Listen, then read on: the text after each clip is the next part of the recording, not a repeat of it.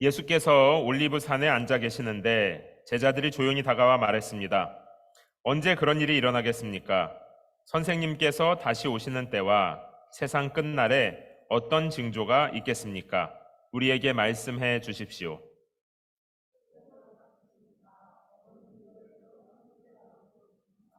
많은 사람들이 내 이름으로 와서 내가 그리스도다 하고 주장하면서 많은 사람들을 현혹할 것이다.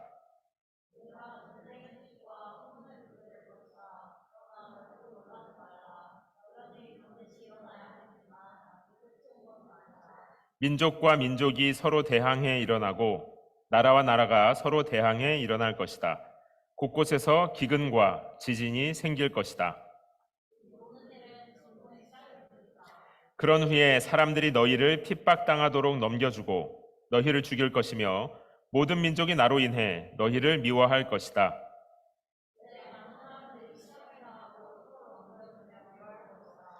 또 가짜 예언자들이 많이 나타나 많은 사람들을 현혹하겠고 그러나 끝까지 굳게 서 있는 사람은 구원을 얻을 것이다. 그리고 이 하늘나라 복음이 온 세상에 전파돼 모든 민족들에게 증언될 것이다. 그때서야 끝이 올 것이다. 아멘. 자리에 앉아주시기 바랍니다. 함께 기도합시다. 하나님 아버지, 많은 사람들은 지금이 마지막 때라고 말합니다. 성경도 2000년 전에 예수님도 지금이 마지막 때라고 말씀하십니다. 마지막 때 일어날 일들은 무엇인지, 마지막 때는 무엇이고 우리는 지금 여기에서 무엇을 바라보며 살아야 하는지 주여 우리의 눈과 귀를 열어주셔서 주님의 말씀을 잘 이해하게 하여 주시옵소서. 우리의 영혼에 새기게 하여 주시고 우리 삶으로 열매 맺는 자리까지 나아가도록 성령님 함께 하여 주시옵소서. 감사드리며 살아계신 예수님의 이름으로 기도합니다. 아멘. 세상의 끝을 바라보고 이해하는 몇 가지 생각들이 있습니다. 세상의 끝을 보면 이건 시작이랑도 연관이 되어 있죠. 그래서 시작이 어떻게 되어 있고 끝이 어떻게 날 것인가, 교회 안에도 아마 다양한 관점들이 존재할 겁니다. 어떤 분들은 우리는 물질 세계에 와서 물질 세계에서 생겨났고 그래서 육체가 죽으면, 그러니까 이 물리적인 육체가 끝이 나면 인생도 끝이지 그 뒤에 뭐가 있을까, 이렇게 생각하는 분들이 어쩌면 교회 안에도 계실지 모르겠어요. 그렇게 생각하면 우리가 이 땅에 살아가는 동안에 뭔가 지켜야 할 만한 대단한 도덕 같은 게 필요 없을지 모릅니다. 왜냐하면 끝나고 나서 책임 같은 게 없으니까요. 물질 세계가 전부라고 생각하면 남에게 피해 안 끼치고 최대한 즐겁고 편안하게 사는 게 그게 인생이지. 어떤 분들은 이 세상은 시작과 끝이 없이 계속 돌고 돌고 죽어도 끝이 아니라 다시 태어나서 돌고 돌고 이렇게 생각할 수 있을 것 같아요. 만약에 인생을 이런 것이라고 생각하면 이 땅에서 최대한 잘 살고 선을 많이 베풀어서 그 다음 생에는 좀 더 나은 인과응보 이런 생각들, 그래서 악을 행하면 이 땅에서 벌을 받고 선하게 살면 더 점점 나은 삶으로 나아가는 동양적인 세계관이라고 할 수 있겠죠. 성경은요, 우리의 삶의 시작과 끝이 있다고 말합니다. 오늘 본문이 시작하면서 제자들은 예수님께 예수님, 세상에 끝이 있다고 말하는데 끝은 언제 오는 것이고 이 끝이 날 때 징조는 무엇입니까? 24장 3절에서 제자들은 예수님께 질문합니다. 이 세상의 끝, 정말 이 이야기는 세상의 시작만큼이나 중요한데 생각보다 우리는 하나님의 창조에 대해서는 이야기를 많이 하는데 세상의 끝에 대해서, 종말에 대해서는 많이 이야기하지 않습니다. 여러 가지 이유가 있을 텐데요. 보통 이단들이 이런 얘기들을 많이 하죠. 종말, 사람들을 불안하게 하고 위협할 때. 어쩌면 이게 대답하기가 너무 어려워 보이기도 합니다. 그래서 설교할 때도 피하게 되는 주제이기도 해요. 그런데 그러기에는 너무 중요하고요. 이 시작과 끝이 성경 안에서 잘 정리가 되어 있어야 오늘 여기에서 살아가는 삶도 의미가 있죠. 오늘 본문을 보면 이 세상은 분명히 끝이 있다라고 예수님은 대답하십니다. 시작이 있고 끝이 있고 그 위에서 모든 것을 다스리는 분이 계시다는 것을 알면 우리들이 살아가는 하루하루의 삶에 하는 경각심, 깨어나는 긴장을 줍니다. 이 세상이 끝나는 순간에, 혹은 세상은 안 끝나더라도 개인적으로 종말은 다 몇십 년 내에 맞이할 거잖아요. 개인의 삶이 끝나는 순간, 이 끝인 줄 알았는데 끝이 아니고 뭔가 다음 단계로 정말로 넘어가는구나. 굉장히 놀라울 것 같지 않습니까? 여러분, 경이로운 경험일 것 같아요. 그 다음 단계로 넘어갈 뿐 아니라 정말 우리가 늘 말로만 이야기했던 우리를 창조하신 분을 실제로 만나게 되겠구나. 성경에 나오는 한 달란트 받은 종의 이야기가 있어요. 주인을 다시 안 만날 것처럼 그냥 자기 마음대로 살았던 한 달란트 받은 종이 그 끝에 어떻게 되는지, 하나님 없이 끝을 생각하지 않고 사는 인생의 마지막을 잘 보여주는 예화입니다. 여러분, 평생을 투자한 주식, 그래서 굉장히 많이 자산을 불려놨는데 결정적인 순간에 그 모든 주식이 휴지 조각이 되어서 아무런 쓸모가 없어지는 것을 한번 상상해 보십시오. 마치 열심히 살아온 인생이 결국 무엇을 위한 것이었을지 하나님 앞에서 아무런 소용이 없구나, 내 주식도 성취도 휴지 조각 같구나 하는 것을 깨닫게 되는 순간을 한번 상상해 보세요. 우리 인생을 시간 혹은 기회라고 볼 수도 있을 것 같은데, 우리 삶에 주어진 시간을 다 써버린 뒤에 내가 금이라고 명예라고 여겼던 모든 것들이 휴지 조각 같구나, 인생의 기회와 시간을 다 써버린 뒤 깨달음을 책으로 기록한 사람이 있어요. 바로 솔로몬 왕이죠. 솔로몬 왕은 그의 글 전도서에서 내가 많은 것을 얻었는데 다 헛되어 바람을 잡으려는 것과 같다라고 표현했습니다. 그러면서 전도서를 끝마칠 때는 젊은 날에 너의 삶을 마음껏 즐거워하고 누려라. 그러나 너의 창조주를 기억해라 하면서 자신의 편지를 끝맺고 있어요. 개인적인 삶의 시작과 끝, 그보다 더 큰 우주의 시작과 끝을 하나님 만나기 직전에 바라보고 있는 한 노인의 애정이 담긴 조언입니다. 끝을 보지 않는 인생, 저도 그래요. 목사지만 하나님 다시 만날 날을 잊어버리고 살다 보면, 창조주 하나님을 보지 않고 그냥 살다 보면요, 지금 당장의 어려움에 막 눌려서 살아가게 되거나, 지금 당장 제가 이룬 것이 뭔가 대단한 것처럼 어깨에 힘이 잔뜩 들어가서 살아가게 됩니다.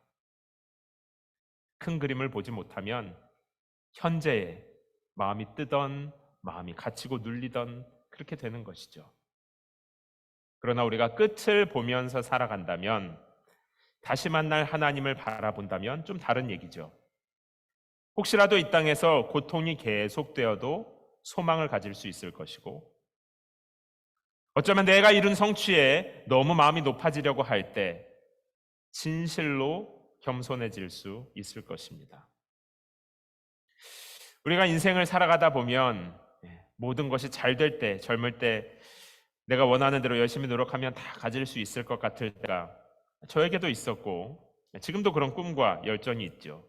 그러나 살아가다 보면 잘못된 길을 들어설 때도 있고, 나는 잘 가는데 안개가, 때로는 폭우가 내 가는 길을 막을 때도 있습니다. 그럴 때 인생의 끝을, 이 세상의 끝을 보는 눈이 있다면 우리 하나님 다시 만날 그날이 고통 중에 소망과 위로가 되죠. 성경은 이 땅에 살아가는 성도들에게 하나님을 믿으면 여러분의 모든 문제를 내가 당장 다 해결해 주겠습니다, 이런 약속을 하진 않아요. 예수님을 믿으면 이 땅에서 너희가 고통이 없을 것입니다, 고통을 다 막아주겠습니다, 이런 약속도 하지 않습니다. 성경 공부를 하자고 제가 말씀을 여러 차례 드렸는데, 그러나 성경을 안다고 해서 만병통치약, 성경 말씀은 부적이 아니에요. 기도는 주문이 아닙니다. 그러면 뭐하러 우리 말씀 볼까? 성경 말씀을 보다 보면, 또 말씀을 가지고 기도하다 보면 영원을 보는 눈이 떠지게 되는 거예요. 내가 그냥 이렇게 살아가는 삶이 끝이 아니고 하나님을 만나겠구나. 악을 영원히 심판하시는 하나님을 내가 만나겠구나. 또 믿음으로 걷는 자들, 고통 중에도 끝까지 믿음을 지킨 사람들을 하나님이 안아주시겠구나. 누군가에게는 위로로, 누군가에게는 도전으로 우리 마음에 상상해내서 마음을 짜서 신앙생활하는 게 아니라 우리는 말씀을 믿어서 그리고 기도 중에 확신으로 선포하면서 하루하루의 삶을 믿음으로 살아가는 것입니다. 만일 우리들 중에 2023년도가 시작하면서 내가 이제 성경 읽고 열심히 기도해야지, 어떻게든 힘을 내야 되겠다, 그 마음이 모든 성도라면 당연히 있겠죠. 그런데 시간이 지나면서 그 중요성을 실감하지 못하고 있다면, 그래서 점점 마음이 흐려지고 있다면 이 시간 한번 스스로에게 물어보세요. 어쩌면 내 인생의 끝, 이 세상의 끝, 다시 만날 창조주 하나님에 대한 마음이 굉장히 흐려져 있을 수 있습니다. 하나님을 믿는 사람들이 하나님 만날 날에 대한 의식이 흐려져 있으면 그러면 그 마음을 무엇으로, 지금 무엇을 바라보고 있을까요? 편안함을 바라보고 있겠죠. 성공을 바라보고 있을 것이고 염려를 바라보고 있을 것입니다. 우리의 마음의 빈자리는 생각보다 금방 채워져요. 그리고 생각보다 금방 비워집니다. 고통을 덜기 위해서 육체를 즐겁게 하는 것도 의미가 있죠. 좋은 것도 많이 드시고 재미있는 활동들도 많이 하십시오. 그러나 금방 비워지고 다시 제자리로 돌아가는 경험을 아마 하게 될 겁니다. 사랑하는 성도 여러분, 교회에서 함께 하나님의 말씀을 듣고 또 시간을 내어서 정말 바쁜데 공부하고 읽고 기도할 기회가 있다면 우리가 한 달에 한 번씩 자꾸 나와서 기도하라고. 왜 그럴까요? 나가봤자 당장 달라지는 것도 없는데 성경은 당장 우리의 문제를 해결해주는 부적은 아닐지 모르지만, 당장 속 시원한 해답을 주는 주문은 아닐지 모르지만, 하나님의 말씀을 보고 기도의 자리에 나가면 영원을 보는 눈이 열리기 시작합니다. 하나님이 내 삶을 주목하구나 하는 것을 머리로가 아니라 실제로 실감하게 되는 것이죠. 우리의 환경이 나아져서가 아니라 믿음의 눈이 열리기 시작하면 마음에 꺼져 있던 소망이 다시 살아나기 시작합니다. 사랑하는 성도 여러분, 환경이 주는 위로 말고, 제가 말로 주는 그런 위로 말고, 하나님을 보는 믿음의 눈이 열릴 때 하나님께서 주시는 위로가 여러분의 삶에 풍성하기를 예수님의 이름으로 축원합니다. 그래서 제자들은 예수님에게 찾아와서 어느 때에 이런 일이 있겠으며, 오케이, 끝이 있다는 건 이제 알겠는데 그러면 세상 끝의 징조는 무엇입니까? 24장 3절에서 예수님께 물어봐요. 그것에 대해서 예수님의 대답은 크게 오늘 본문에서 세 가지입니다. 24장 4절 5절, 내가 그리스도다 하는 자들에게 미혹되지 말라는 거예요.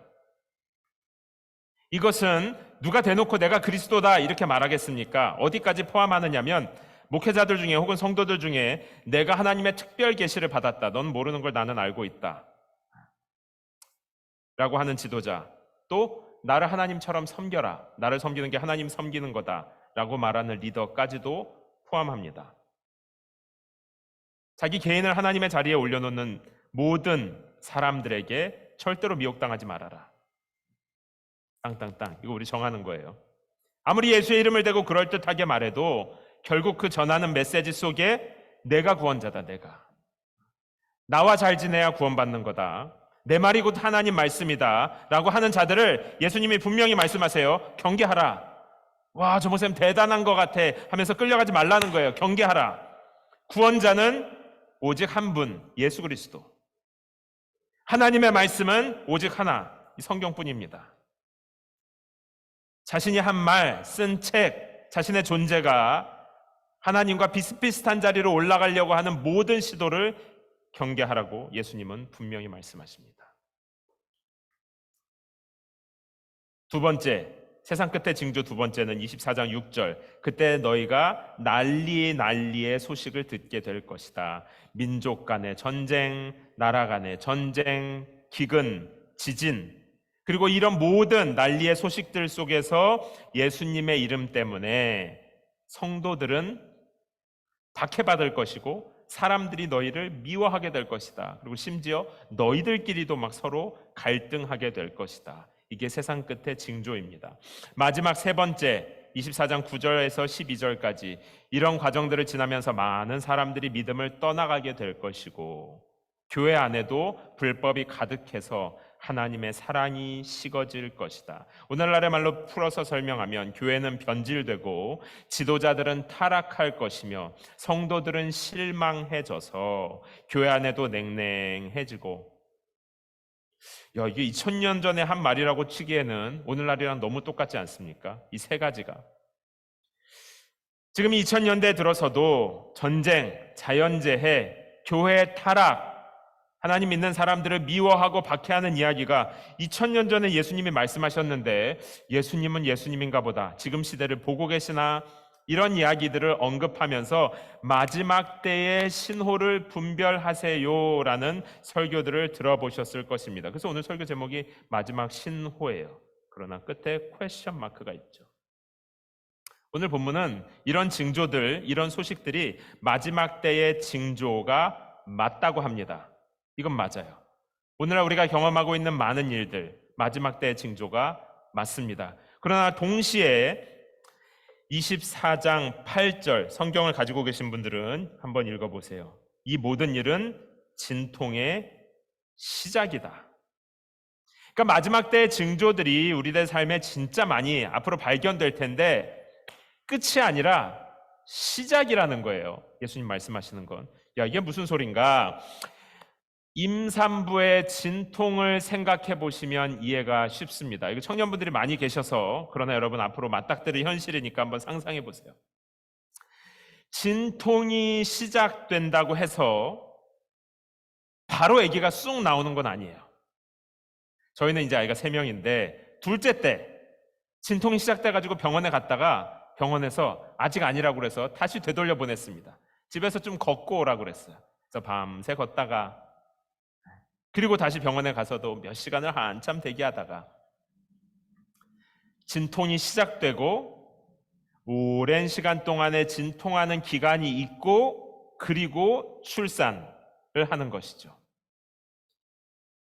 예수님의 십자가 사건과 부활이 진통의 시작이라면 그때로부터 여기에 나오는 모든 난리의 소식들, 이 모든 것들, 이 진통의 기간을 지나서 세상의 끝, 곧 예수님 다시 오실 때를 출산이라고 할 수 있을 것입니다. 그러면 좀 정리가 되나요? 예수님의 십자가 사건 이후로, 예수님 부활하셔서 승천하신 이후로 이제 이 세상은 진통하고 있고, 그래서 이 시기, 이 중간 시기를 진통의 시기, 우리는 지금이라고 부르고 성경은 이때를 마지막 때라고 부르죠. 그래서 이 세상은 출산하기까지 진통하다가 난리와 기근과 전쟁의 소식들로 진통하다가 내가 그리스도라 하는 사람들로 진통하다가 교회를 미워하고 박해하고 성도들도 서로 갈등하고 그래서 신앙을 떠나고 냉랭해지기는 시기로 긴 진통의 시기를 거쳐서 예수님이 다시 오셔서 모두를 구원하는, 다시 태어나는 출산의 때가 올 것이다. 그래서 지금은 온 세상은 종말의 진통 속에 있는 것이고 아직 출산은 아닙니다. 그래서 초대교회도 어쩌면 이 진통의 초기, 예수님 부활하신 직후니까요. 그리고 지금은 어쩌면 진통의 어느 시점인지 그건 모르죠.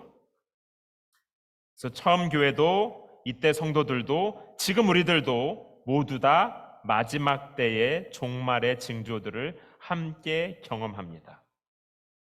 우리는 이 중간에, 이 사이에 껴있는 사람들이에요. 이미 진통은 시작됐고 그러나 아직 출산은 오지 않았어요. 자, 그러면 이게 무슨 의미가 있을까? 어떤 분들은 지금이 예전 어느 시점보다도 더 마지막 때입니다. 그러니까 더 깨어 있어야 됩니다. 이런 경고들을 들어보셨을 거예요.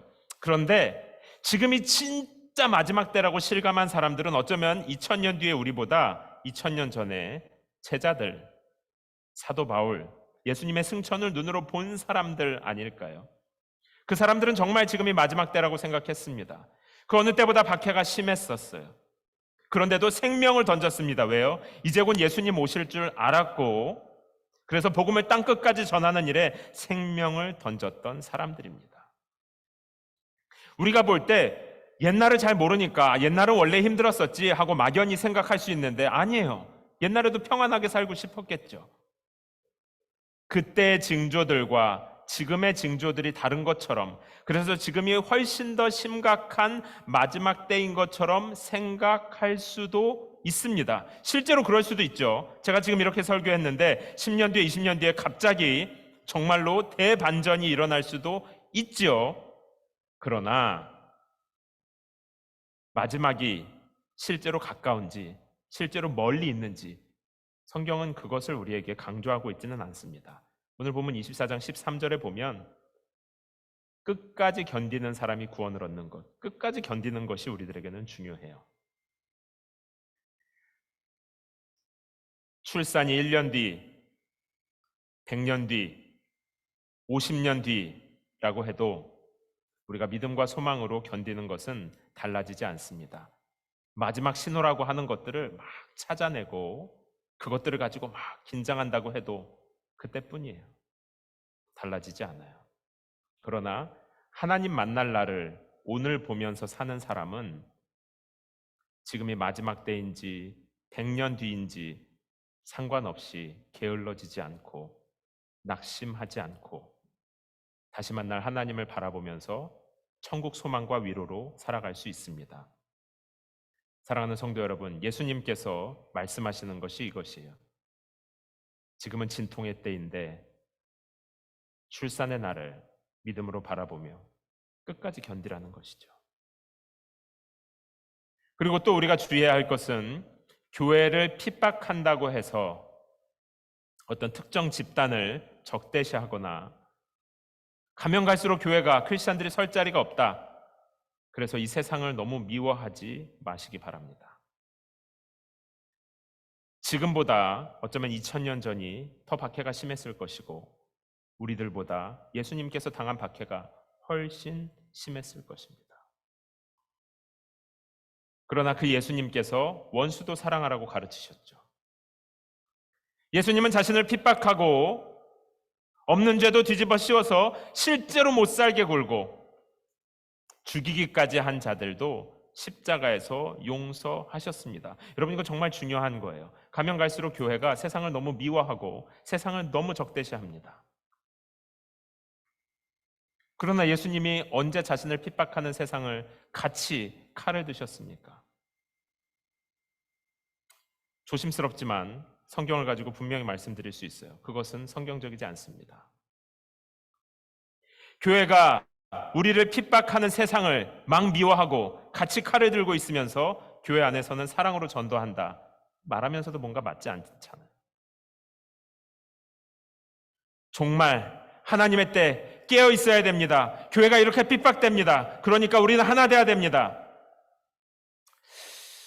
하나님의 때에 대한 긴장감은 인간적으로 이렇게 적을 만들어서 우리가 하나 되는 이런 방식이랑은 달라요. 다릅니다. 그거는 세상 사람들이 취하는 거고요. 적을 만들어서 그러니까 우린 똘똘 뭉쳐야 된다. 이거는 굉장히 인간적인 방식이고요. 성경은 세상이 특별히 악해서가 아니라 하나님의 말씀이 우리 귀에 들어오기 시작하면 우리는 깨어나게 되어 있습니다. 하나님의 말씀이 우리 영혼을 흔들기 시작하면 우리는 긴장하게 되어 있어요. 아, 내가 하나님 다시 만나겠구나. 내가 언젠가 하나님 앞에 서겠구나. 그런데 이런 의식 없이 우리 교회를 핍박하니까 저 사람들 다 몰아내야 됩니다. 우리는 똘똘 뭉칩시다. 이것은 성경의 이야기랑은 다르죠. 다릅니다. 끝까지 견디라는 것은 그런 뜻이 아니에요. 하나님의 말씀이 살아 움직이기 시작하면 이 마지막 때의 징조들을 눈앞에 보고도 늘 한결같이 하나님을 바라보며 고난의 길을 걸어갈 수 있고 성공 속에서도 마음이 들뜨지 않으며 우리의 영혼은 건강한 긴장 속에 살아갈 수 있을 겁니다. 어디에 집중해야 할지, 이런 것은 내가 눌리지 말고 그냥 빨리 넘어가야 할지 분명해집니다.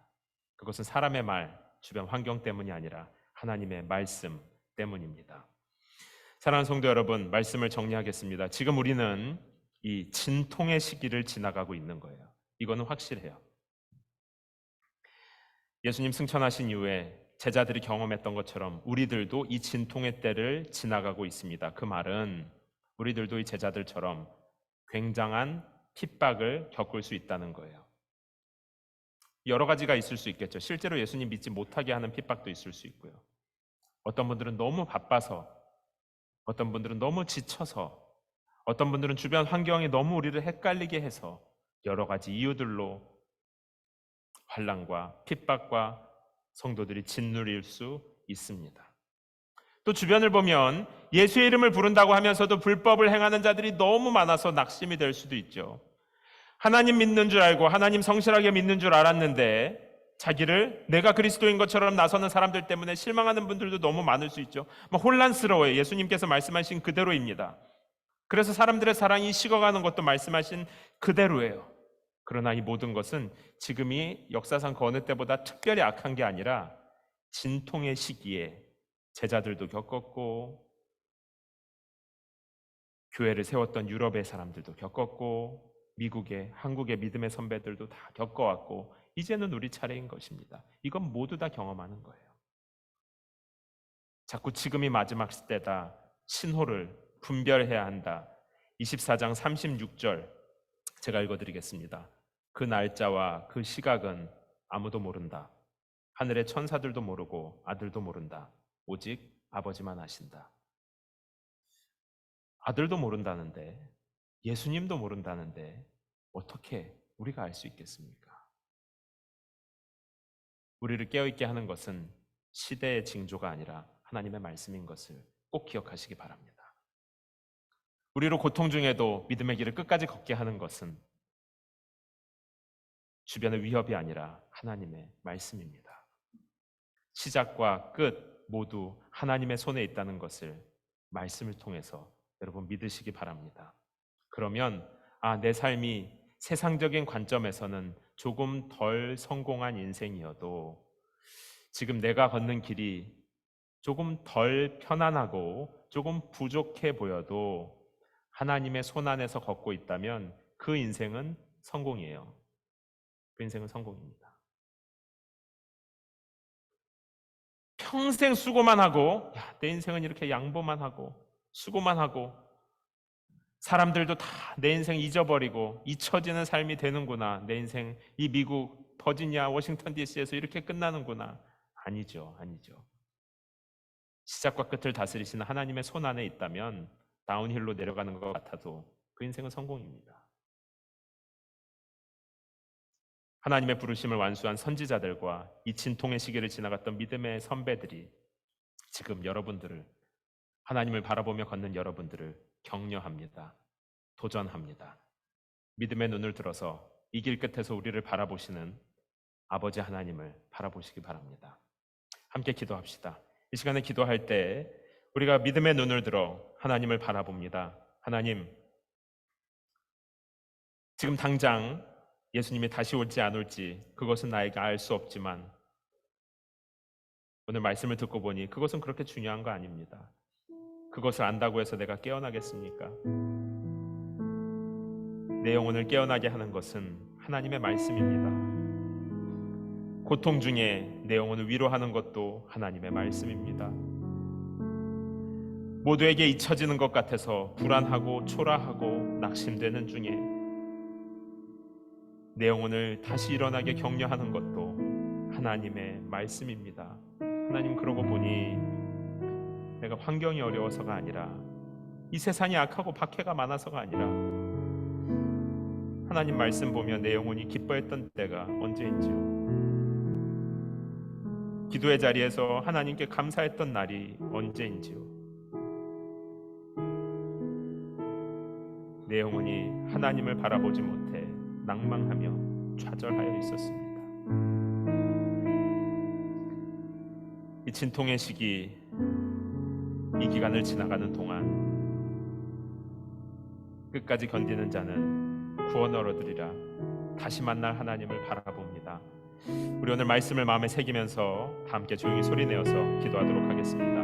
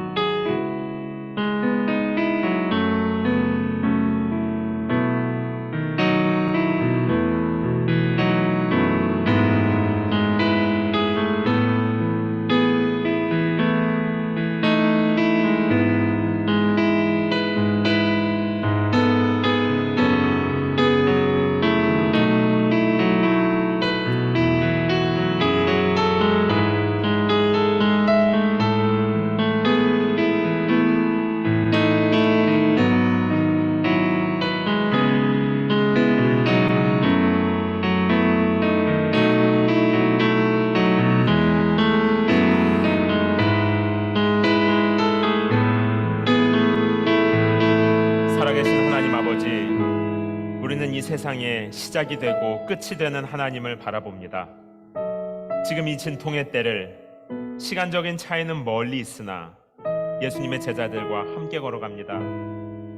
공간의 차이도 멀리 있는 것 같으나 한국의 교회를 세웠던 믿음의 선배들과 온갖 박해와 혼란스러운 어지러움 가운데에도 끝까지 견디며 하나님을 바라보며 믿음으로 걸어갔던, 성공의 마음을 빼앗기지 않고 고통의 마음이 짓눌리지 않으며 예수님과 함께 십자가의 길을 걸었던 수많은 믿음의 선배들을 바라봅니다. 그리고 무엇보다 이 길 끝에서 우리를 기다리고 계시는 아버지 하나님을 바라봅니다.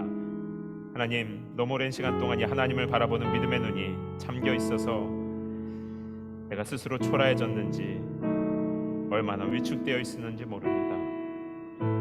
하나님이 나에게 주신 삶을 감사함과 소망으로 살아내지 못한 채 주눅들어 있었는지 모릅니다. 하나님의 나라와 영광을 위해서 쓰라고 주신 모든 좋은 자원들을 나를 자랑하고 자기 만족을 위하여 자랑하는 일에 사용했는지 모릅니다. 하나님, 나를 용서하여 주시고 나로 믿음의 눈을 들어 나를 기다리시는 하나님, 나를 격려하시고 도전하시는 하나님, 무엇보다 나를 영원한 품에 안아주시는 좋으신 아버지 하나님을 다시 보게 하여 주시니 감사합니다. 사랑하는 연은교회 성도들 모두 이 진통의 때를 지나며 우리를 흔드는 모든 외부의 환경에 미혹되지 않으며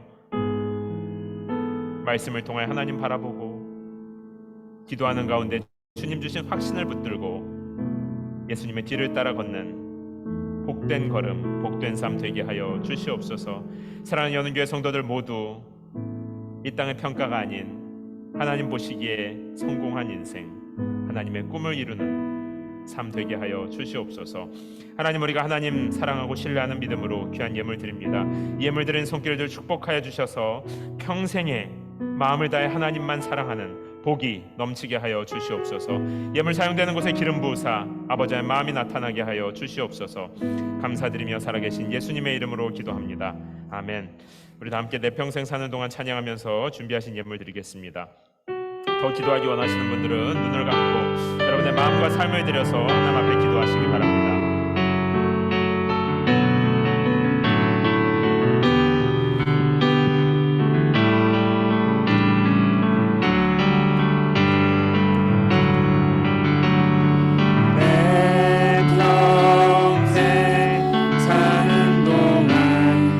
찬양하리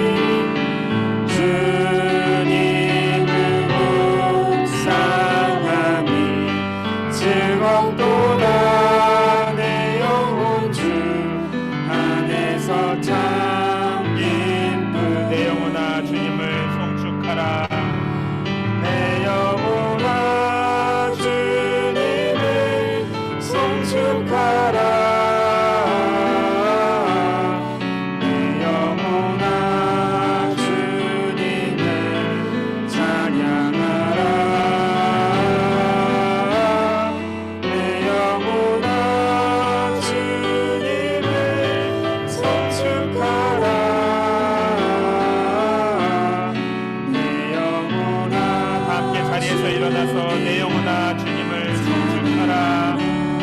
아멘. 내 영혼아 주님을, 내 영혼아 주님을 송축하라.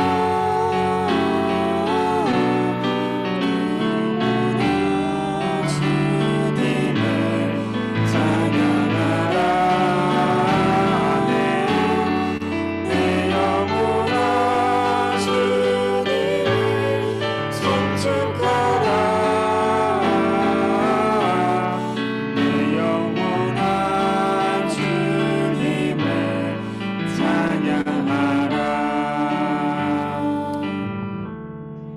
이제는 우리를 모든 죄의 저주에서 구속하여 주신 예수 그리스도의 은혜와 아버지 하나님의 사랑하심과 성령 하나님의 위로하시고 새롭게 하시는 좋은 일들이 하나님 다시 만날 날을 믿음의 눈으로 바라보며 오늘을 견디고 나아가는 당신의 사랑하는 자녀들 머리 위에 이제로부터 영원토록 함께 있을지어다. 아멘.